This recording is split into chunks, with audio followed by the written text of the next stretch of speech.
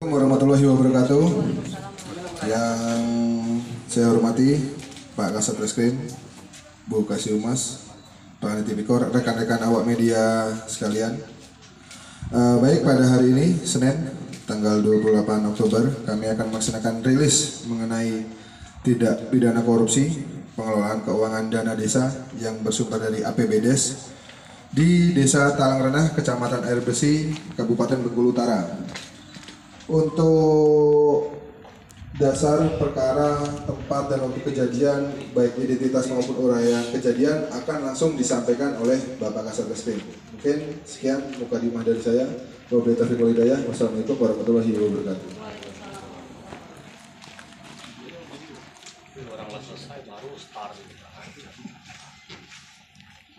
Baik, assalamualaikum warahmatullahi wabarakatuh. Yang terhormat Bapak Kabop, yang saya hormati Pak Bupati Propam, Bupati Humas, Bupati Humas, Pak Kanitipiko serta rekan-rekan media. Pada siang hari ini saya minta maaf mungkin agak telat. Kita akan press release terkait dengan pengungkapan kita terkait dengan kasus tindak pidana korupsi di daerah ADD di Desa Talang Renah tahun anggaran 2023. Untuk penjabaran singkatnya akan saya jabarkan. Untuk tempat waktu kejadiannya di Desa Talang Renah dan tahun anggarannya adalah tahun anggaran 2023. Identitas tersangka atas nama SA dan atas nama GW, di mana SA tersebut merupakan Kades dan GW itu merupakan Sekdes. Di sini bisa kami jelaskan juga bahwa SA dan GW ini merupakan bapak dan anak. SA ini bapaknya, GW ini adiknya. Oke, untuk uraian kejadian berdasarkan Perdes dan Perkades Desa Talang Renah tahun anggaran 2023 memiliki pendapatan desa sebesar 1.052.000.000 sekian yang terdiri dari DD 641.200.287.000, Silpa DD 46.400.000 dan ADD sebesar 335.049.000 dan BHPL sebesar 8.615.000. Kemudian proses pencairan dana desa APBDes dilakukan oleh saudara SA bersama dengan Kaur Keuangan atau bendahara desa. Namun setelah dicairkan, dana tersebut dipegang dan disimpan langsung oleh Kades yang atas nama SA sendiri selaku kepala desa dan bukan Kaur Keuangan. Dan pengelolaan dana desa tersebut hampir keseluruhan dikelola dan disimpan oleh GW selaku Sekdes dan selaku juga anaknya dari SA. Dan juga tidak melibatkan TPK dalam pelaksanaan kegiatan, melainkan dilaksanakan oleh Kades bersama dengan Sekdes, saudara GW. Bahwa setelah dilakukan pemeriksaan terhadap keuangan ditemukan beberapa temuan, diantaranya honor tim RPJMDes yang tidak dilaksanakan, fiktif, pembelian APE di lingkungan penyelenggaraan PAUD yang tidak dilaksanakan, fiktif, pembelian timbangan dewasa, timbangan anak, printer, stadiometer yang tidak dilaksanakan, fiktif, pembelian susu, kalsium, dan ATK yang tidak dilaksanakan juga fiktif. Dan biaya langganan wifi yang tidak dibayarkan pada tahun anggaran 2023, silpa yang tidak ada di rekening kas desa yang pada saat tahun anggaran 2023, serta kegiatan jembatan desa yang tidak selesai dan tidak dapat dimanfaatkan oleh warga desa.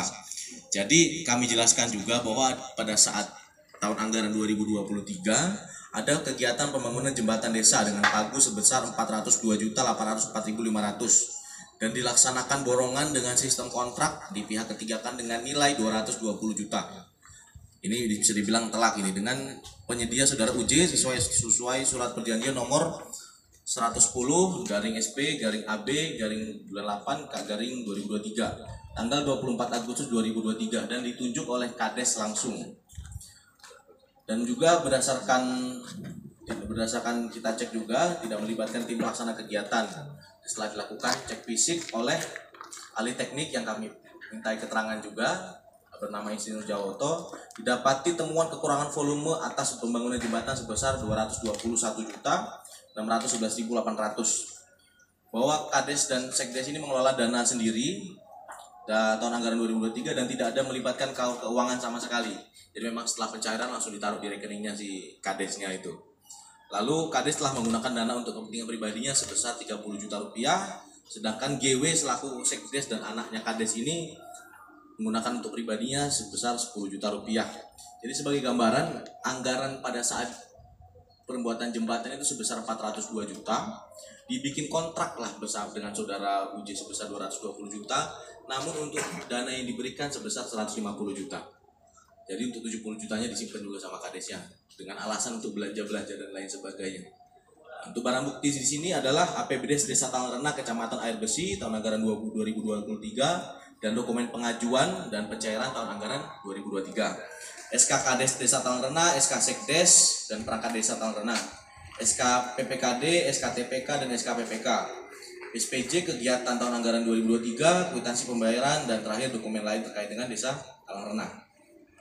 Jadi untuk kerugian keuangan negara yang ditimbulkan berdasarkan PKKN yang dilaksanakan oleh Inspektorat berdasarkan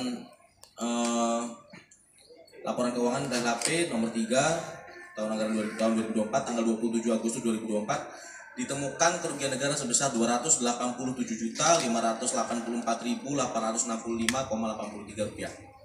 Untuk pasal yang dipersangkakan adalah pasal 2 ayat 1 Undang-Undang RI nomor 31 tahun 99 tentang pemberantasan tindak pidana korupsi sebagaimana diubah dengan Undang-Undang RI nomor 20 tahun 2001 tentang pemberantasan tindak pidana korupsi untuk pasal 55 ayat 1 KUHP dengan ancaman hukuman pidana seumur hidup atau pidana penjara paling singkat 4 tahun dan paling lama 20 tahun dan denda paling sedikit 200 juta rupiah dan paling banyak 1 miliar rupiah.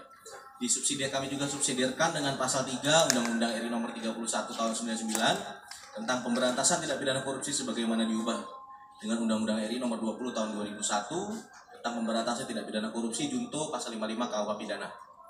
Dengan ancaman hukuman maksimal pidana seumur hidup atau paling singkat 1 tahun dan paling lama 20 tahun serta dengan denda paling sedikit 50 juta rupiah dan